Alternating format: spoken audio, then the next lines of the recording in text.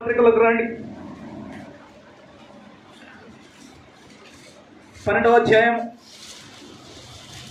9వ వచనం చదవండి. మరి ఒక్కనికి ఆత్మ వలనే మరి ఒక్కనికి ఒక ఆత్మ వలనే స్వస్థత వరములు కలుగును.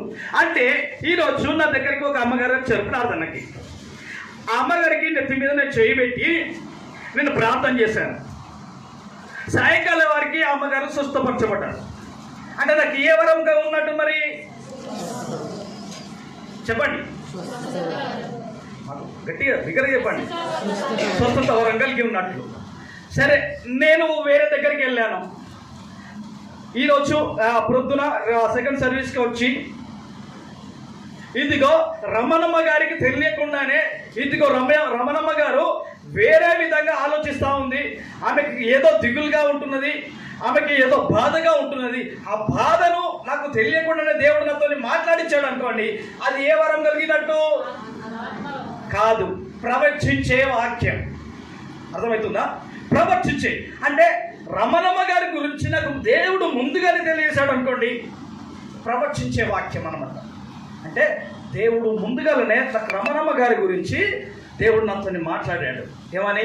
అయ్యా, ఇదిగో పలాగని రమణమ్మ గారి దగ్గరికి నువ్వు వెళ్ళి ఆమె బాధ ఏంటో కన్నుకు ఒకసారి దిగులుగా ఉంటున్నది అని అడిగాడు.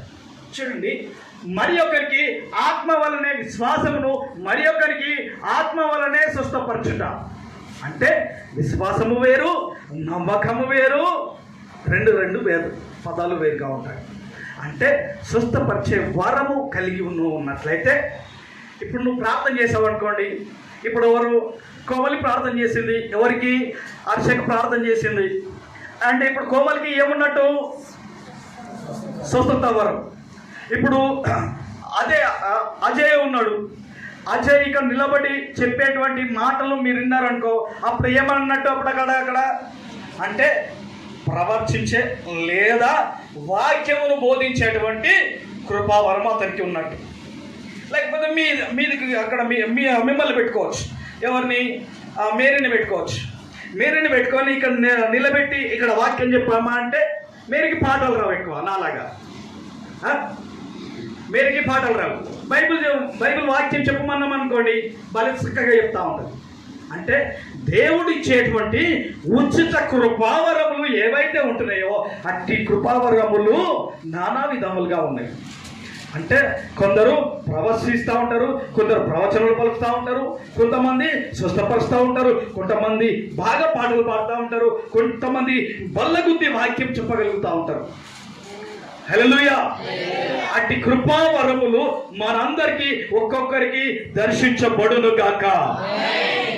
నా తండ్రి సియోనులో నుండి ప్రతి ఒక్కరికి నా యొక్క కృపావరములు 9 వరములు మన అందరికీ దర్శించుకుందురు గాక. ప్రియమైన దేవుని బిడ్డలారా, ఇంకా మనం చూసుకున్నట్లయితే మరొకరికి అద్భుత కార్యములు చేయు శక్తియు, ఒక్కరికంటే ఏంటంట అద్భుత కార్యములు. ఇట్ట ముట్టమనుకో, ఇట్ట స్వస్థపరచబడ్డారనుకో, అక్కడ ఏమైతున్నట్టు అద్భుతం జరిగినట్టు. కొంతమంది చేస్తూ ఉంటారు కదా, జిమ్మికులు చేస్తూ ఉంటారు. అది నేను చెప్పనులే కానీ అది ఎంత జిమ్మికులు చేస్తూ ఉంటారు. ఇదిగో ఇప్పుడే యేసునామంలో నీలో దయ్యం ఉన్నటువంటి దయ్యం యేసునామంలో ఇగో ఇట్లా పట్టేసుకుంటారు. ఎట్లా పట్టి ఇగో యేసునామంలో అక్కడ ఉన్నటువంటి దయ్యము, యేసునామంలో ఇక్కడ ఉన్నటువంటి దయ్యం యేసునామంలో ఉంటుంది. హల్లెలూయా! ఏమైపోయింది? దాన్ని నేను దోశానా లేకపోతే వాళ్ళే అదే పడిపోయిందా? చెప్పండి. అవునా? ప్రేమైన దేవుని బిడ్డలారా, అనేక దర్శనాల ద్వారా దేవుడు అనేక సంబంధితమైనటువంటి మాటలతోని జిమ్మికులు చేస్తూ ఉంటున్నారు చాలా మంది. ఇంకొక ఉదాహరణ, ఇక్కడ అద్భుత కార్యము శక్తియు, మరి ఒకరికి ప్రవచన వరము కలిగేటువంటి, మరి ఒకరికి ఆత్మ వియోచన కలిగేటువంటి, మరి ఒకరికి నానా విధములైనటువంటి భాషలను, మరి ఒకరికి ఆ భాషల అర్థము చెప్పుటయు శక్తి అనుగ్రహింపబడి ఉన్నది. ఒకవేళ ప్రవచనటువంటి జ్ఞానం ఏదా ఉందో, నానా విధములైనటువంటి అన్య భాషలు మాట్లాడినప్పుడు ఎవరు ఉండాలయ్యా అక్కడ అంటే, ఒకడు ట్రాన్స్లేషన్ చేసే వ్యక్తి ఉండాలి నాకు.